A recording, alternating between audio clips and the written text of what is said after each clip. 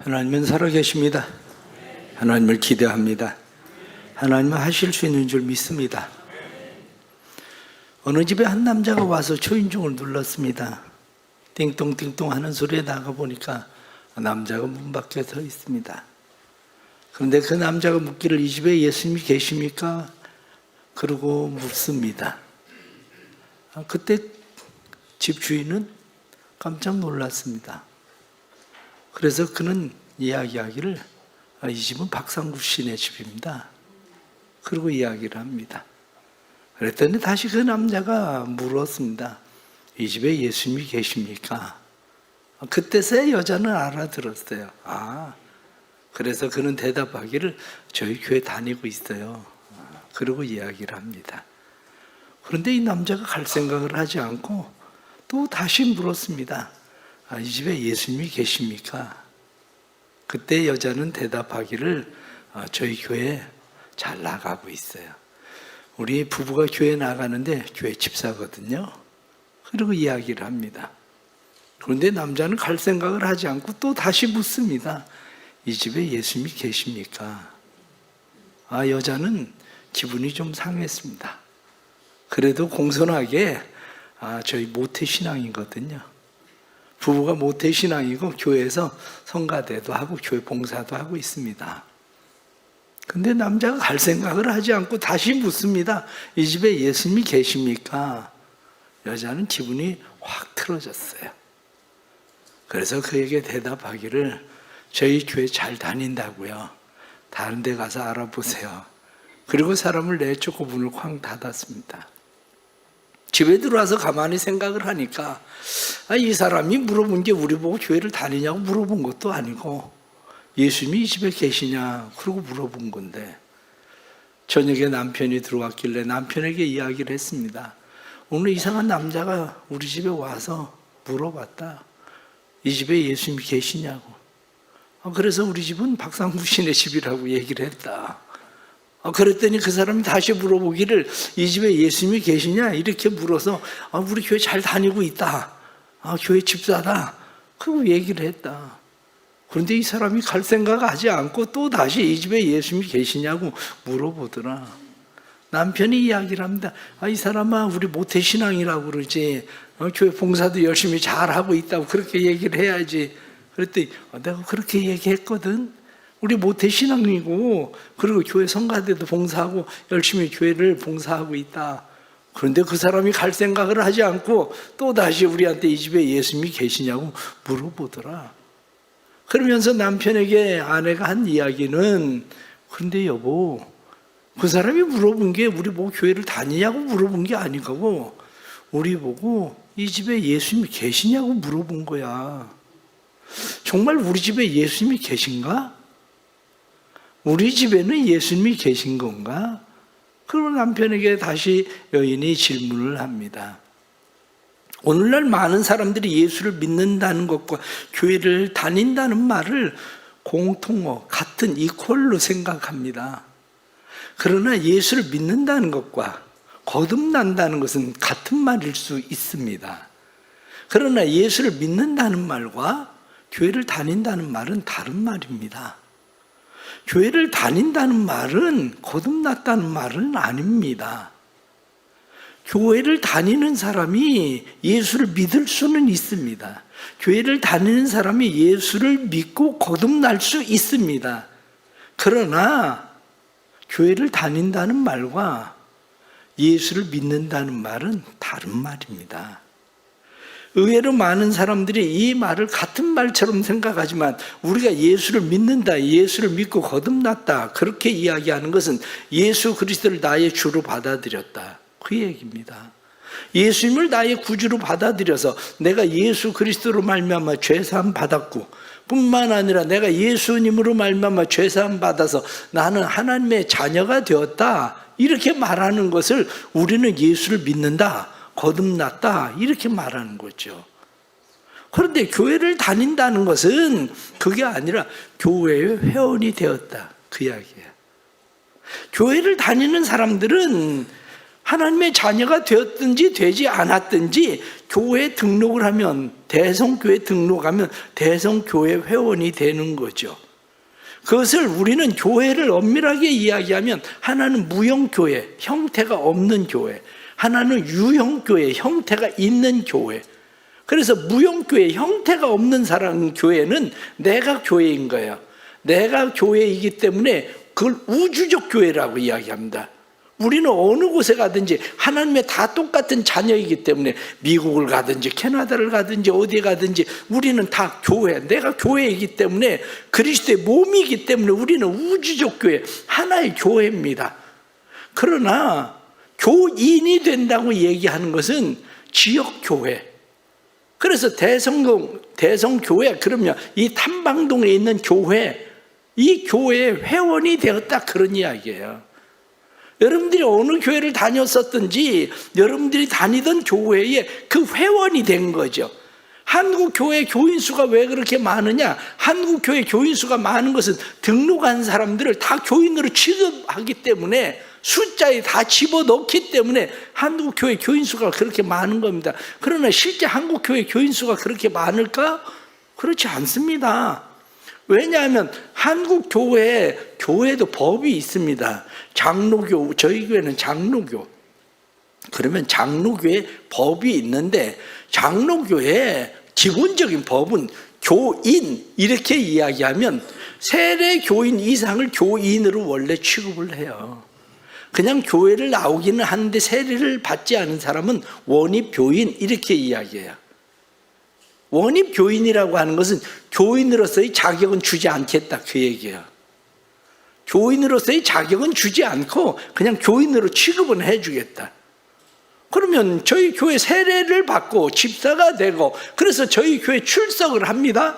교회 출석을 하면, 교회 출석을 하다가 6개월 동안 교회를 한 번도 안 나와요.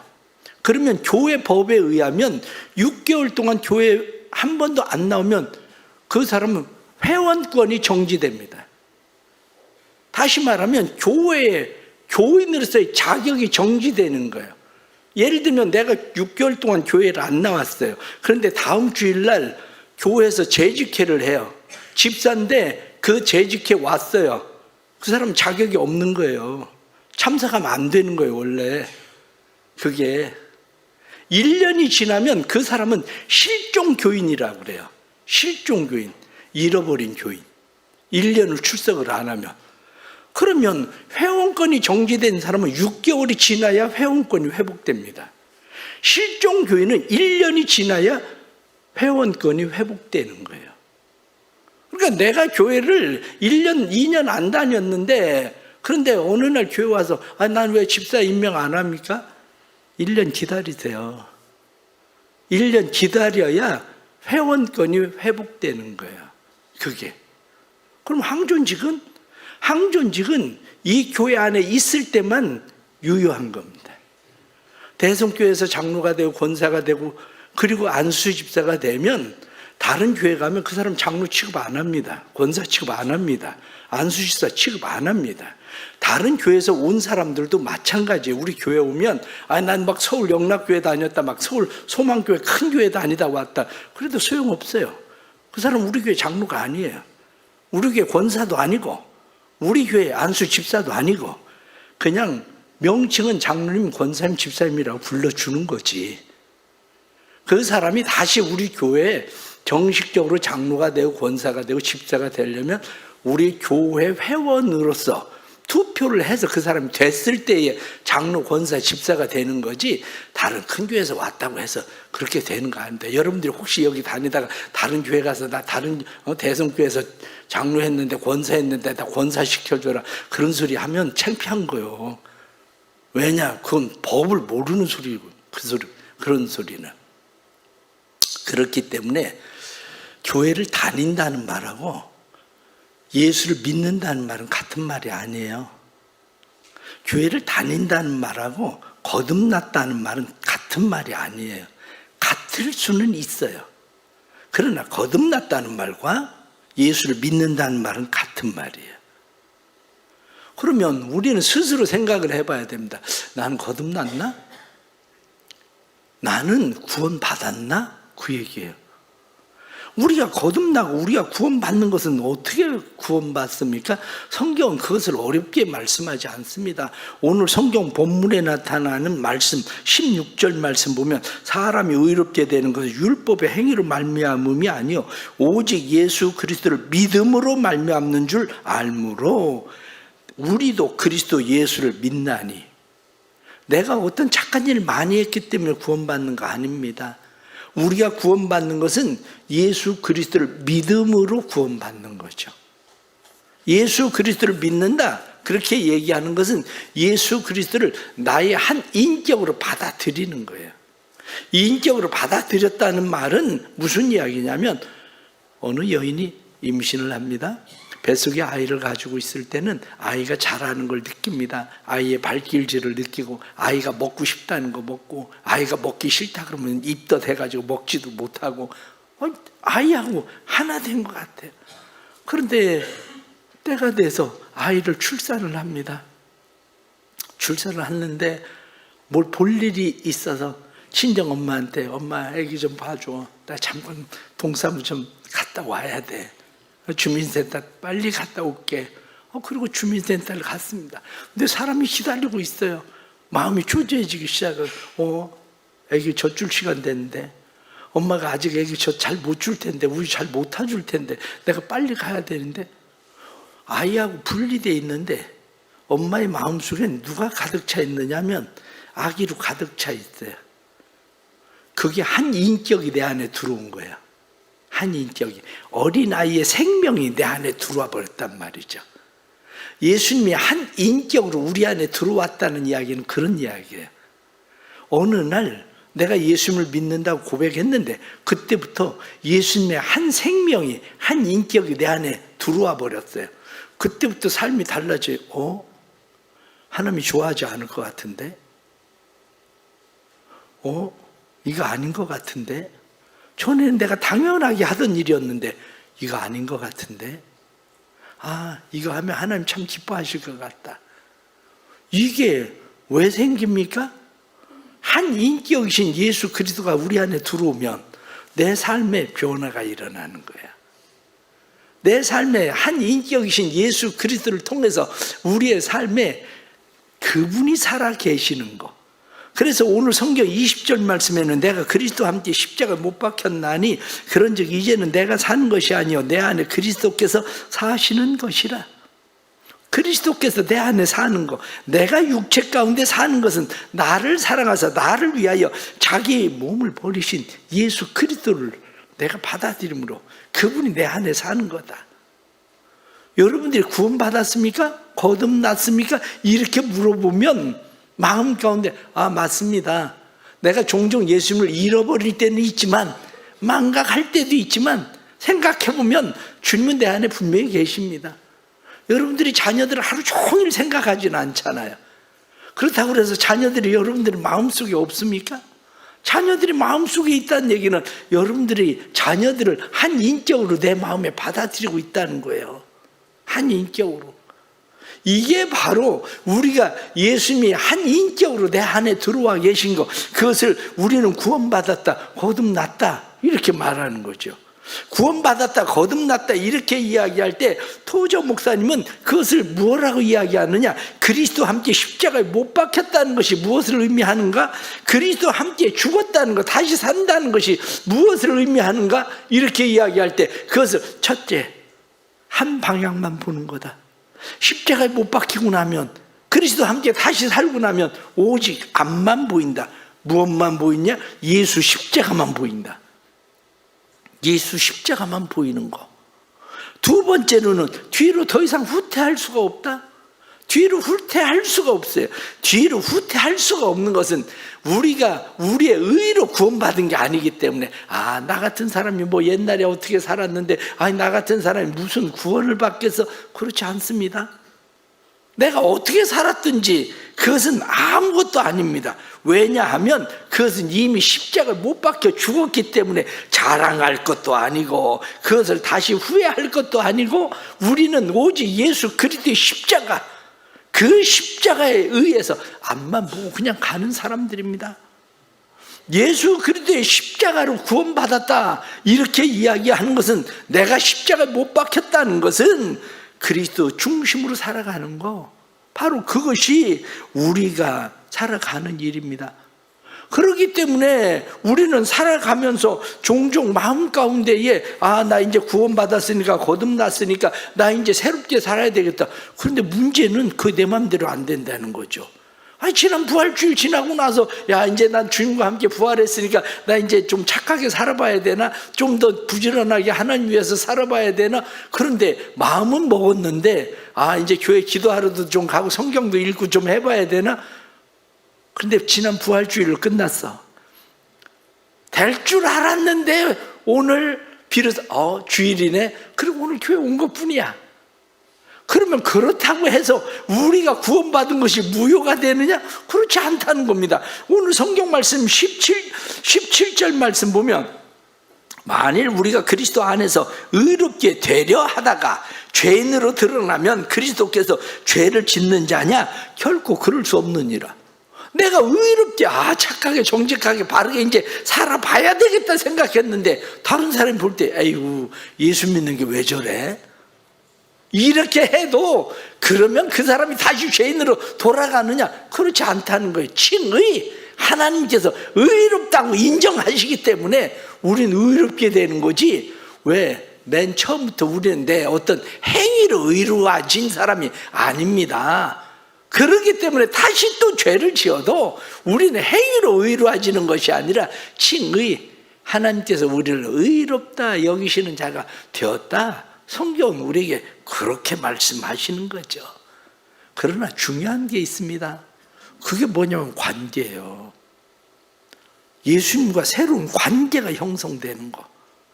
사람은 삶의 관계입니다. 관계. 그래서 때로는 부부관계, 부자관계, 모녀관계, 가족관계, 동료관계, 교우관계, 모든 것이 관계, 심지어는 자연과도 관계. 그래서 인터넷에 누가 글을 썼더라고요. 노란 개나리 꽃이 핀 줄도 몰랐는데 벌써 벚꽃이 지네. 그리고 요즘 어떻게 된 게, 개나리가 쫙 피고 나면 그 다음에 벚꽃이 피는데, 동시에 피더니 벚꽃이 아직 지지도 않았는데, 개나리는 지지도 않았는데 벚꽃이 벌써 지고 있어? 이게 왜 그렇습니까? 이게 관계거든요. 자연과의 관계. 우리의 삶 가운데서 이 관계, 그런데 그 관계 중에서 중요한 것이 뭐냐면 신인 관계, 하나님과 인간의 관계, 예수 그리스도와 나와의 관계, 이 신인 관계가 어떠냐, 이 문제예요. 여러분은 예수님과 바른 관계를 형성하고 있습니까? 주님과 관계가 되어져 있습니까? 어떤 일을 할 때에, 생각을 할 때에, 행동을 할 때에, 말을 할 때에 예수님을 신경 쓰십니까? 그렇다면 변한 거예요.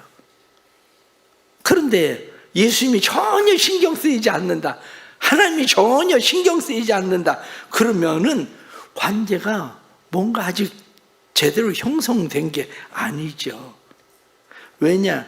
관계라고 하는 것은 사람들이 이 관계를 풀려면 상대방이 문제인 것처럼 생각하는데 그렇지는 않습니다. 상대방이 문제가 아니라 관계 풀기는 내가 문제예요. 하나님과 나와의 관계도 내가 문제지 하나님과 문제가 되는 게 아닙니다. 저는 어렸을 때 시골에서 자랐기 때문에 시골의 기억이 늘 있습니다. 어렸을 때 저희 어머니가 저에게 가서 밀가루 한 바가지만 퍼와라, 그리고 얘기를 해요. 밀가루 풀어가면 밀가루가 세 푸대예요. 밀가루가 다 떨어져서 밀가루 세 푸대를 뜯으려면 제가 한쪽에서 실 풉니다. 그리고 한쪽으로 또 빼고, 이쪽으로 빼고, 이쪽으로 빼고, 이쪽으로 빼고.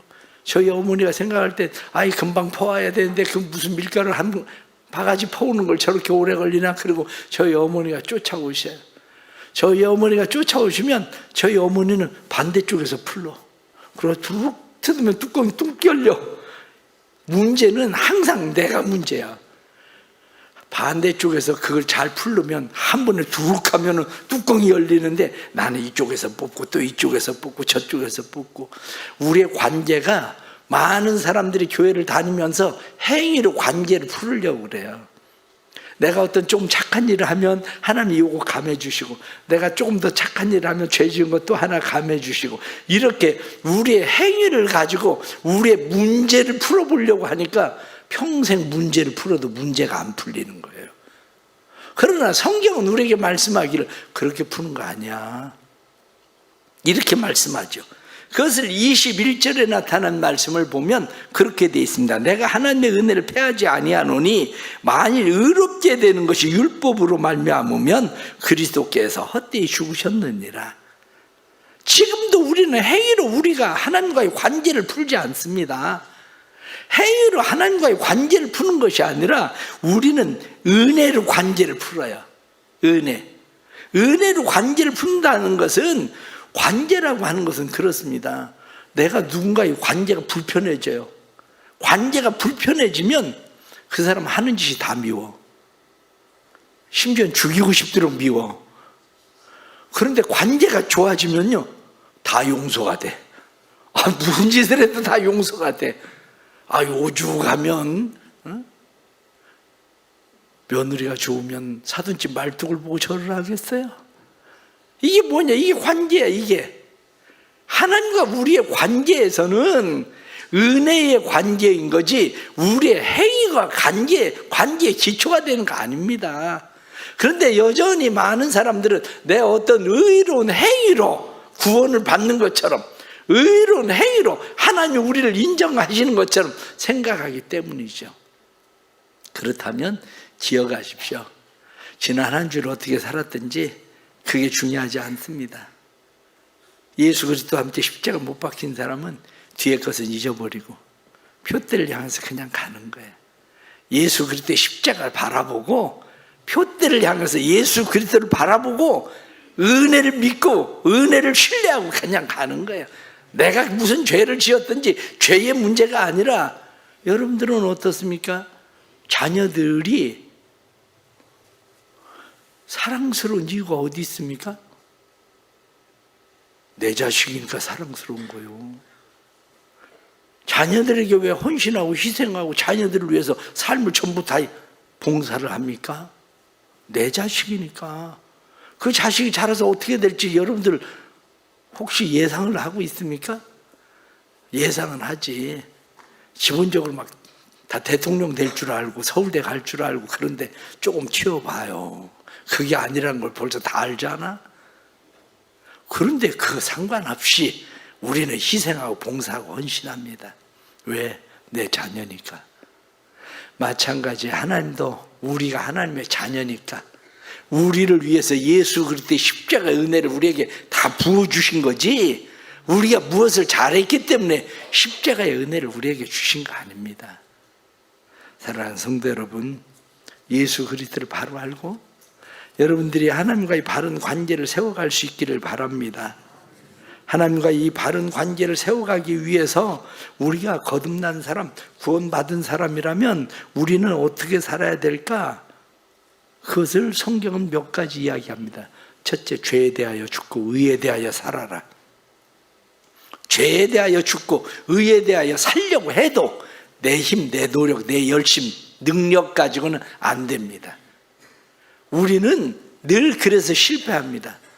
저는 교인들에게 실망하는 것보다 저 자신에게 실망하는 게 더 많아요. 교인들에게 상처받는 것보다 내가 나한테 상처를 받아. 야, 난 나이가 70이 다 돼가는데 아직도 이 모양인가? 그 생각하면 나한테 상처를 받아. 나한테. 그러니 내가 죄에 대하여 죽고 의에 대해서 살려고 하지만 내 힘, 내 노력, 열심으로 안 된다는 거죠. 그러나 분명한 게 있습니다. 예수 그리스도의 십자가의 의가 우리를 살린다는 거예요. 우리가 쓰러지고 넘어져도 우리를 다시 일으켜 세우는 것은 내 노력, 내 열심, 내 결단이 아니라 예수 그리스도의 십자가의 의가 나를 다시 세우고 나를 다시 끌고 가고 나를 다시 십자가 앞에 살게 하시는 의가 되는 겁니다. 그러기에 우리는 세상에 대해서 죽고 하나님의 나라에 대해서 살아갑니다. 세상에 대해서 죽으려고 해도 우리 늘 땅을 바라보고 살아요. 땅을 바라보고 열심히 땅 쳐다보는데 성경은 우리에게 위의 것을 바라봐라. 위의 것을 사모해라. 너희가 거할 곳은 이 땅이 아니라 너희가 거할 곳은 저 하나님 나라야. 그렇게 말씀하잖아요. 교회 주일날 왜 옵니까? 아마 여기 나이 드신 분들은 옛날에 학교 다닐 때 운동장에서 조회들 해보셨죠? 조회를 하면 그때는 조장 선생님 말이 얼마나 길은지. 그런데 조회할 때 꼭 하는 얘기가 있어요. 그게 뭐냐면 고개 들어. 아이들은 막 조회가 길어지기 시작하면 땅 수서받고 땅에 머리 수서받고 그러면 조장 선생님은 고개 들어. 교회 오면 해야 되는 게 그거예요. 땅만 쳐다보고 살다가 교회 오면 고개 들어. 고개 들고 하나님 나라 바라보는 거예요. 고개 들고 주를 바라보는 거, 그게 바로 우리가 살아가야 될 삶의 태도입니다. 또 하나는 자아에 대해서 죽고 그리스도로 사는 겁니다. 우리의 정과 욕심과 고집과 이기심, 아집, 시기, 질투, 분냄, 당짓는 것, 이간질, 이런 모든 것들 다 십자가에 못 박고 우리는 죽은 겁니다. 갈라디아서 5장 24절 말씀에 그리스도 예수의 사람들은 육체와 함께 그 정과 욕심을 십자가에 못 박았느니라. 그렇습니다. 우리는 스스로 생각해야 됩니다. 그래, 난 이미 십자가 못 박힌 거야. 정과 욕심, 고집, 아집, 그런 모든 거 다 못 박힌 거야. 난 이미 죽은 거야. 내 안에 그것이 불쑥불쑥 일어날 때마다 우리 마음속에 여전히 내가 살았군. 여전히 내가 살았군. 그러면 돼요. 주님, 난 죽었습니다. 내가 산 것이 아니라 나는 이미 죽었습니다. 그리고 고백하는 겁니다. 지난 한 주일, 또 부활주일을 지난 한 주일 또 살아가면서 마음속에 혹시 실망한 사람들이 있을 수도 있습니다. 아이고, 부활주일 지나고 나서 잘해보려고 했는데 난 어째 이런가? 난 여전히 또 여기에 머물러 있네. 걱정할 거 없어요. 우린 그리스도와 함께 이미 죽은 사람들, 우리가 행위로 구원받은 것도 이미 아니고 우리가 살아가는 것도 예수 그리스도의 은혜를 패할 수 없느니라 말씀한 대로 하나님의 은혜로 사는 겁니다. 우리 사랑하는 성도들이 이 은혜 안에 강한 자들 되길 축복합니다. 은혜가 우리를 세우고 은혜가 우리를 살리는 놀라운 역사가 있기를 간절히 바랍니다. 기도하겠습니다. 죄와 허물로 죽었던 우리를 살려주시니 감사합니다. 죄와 허물로 죽었던 우리를 살리셨으니 위의 것을 바라고 살게 해 주옵소서. 죄에 대하여 죽고 의에 대하여 살게 해 주시고 정과 욕심은 십자가 못 박게 해 주시고 예수 그리스도를 주목하고 주님을 바라보고 살아갈 수 있도록 도와주옵소서. 지난 한 주일 삶에 실패했을지라도 삶의 실패를 두려워하지 않게 하시고 은혜가 우리를 일으켜 세우고 은혜가 우리를 강하게 하심을 믿고 은혜 속에 강한 자들 되게 하여 주옵소서. 예수 생명, 예수 인격이 우리 안에 살아있게 하셔서 주님과 동행하는 삶을 살게 해 주옵소서. 예수님의 이름 받들어 기도드리옵나이다. 아멘.